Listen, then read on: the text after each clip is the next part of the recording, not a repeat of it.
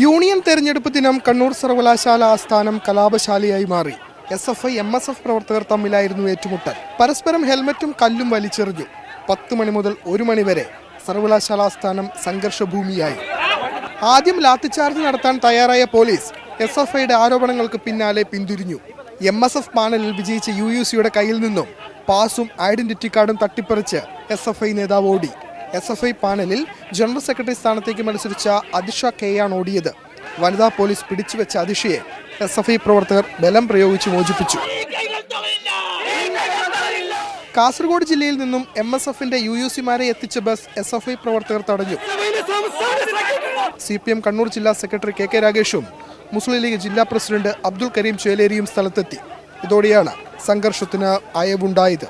ഈ ക്യാമ്പസിൽ സംഘർഷമുണ്ടാക്കുക എന്നുള്ളത് SFIയുടെ ലക്ഷ്യമല്ല എന്നുള്ളത് വളരെ വ്യക്തമാണ്. കാരണം മൃഗീയ ഭൂരിപക്ഷത്തിൽ SFI ജയിക്കുന്ന ഒരു ക്യാമ്പസിൽ SFI സംഘർഷമുണ്ടാക്കേണ്ട കാര്യമില്ല.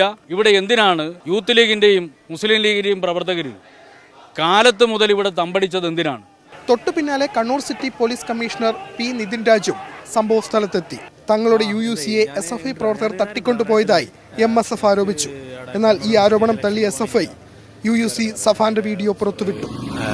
അങ്ങനെ ചെറിയ പ്രശ്നമായിട്ട് ബാക്കിയിട്ടുണ്ട്. അതിനോട് എനിക്ക് ഇലക്ഷൻ പോയത് ഞാൻ നേരമുണ്ട്. എനിക്ക് വേറെ അങ്ങനെ എത്താൻ ടൈം കിട്ടിയില്ല. ഇവിടെ ബാക്കിയാണ് തീർക്കാണ്ട്. മാതൃഭൂമി ന്യൂസ് കണ്ണൂർ. ഓക്കെ.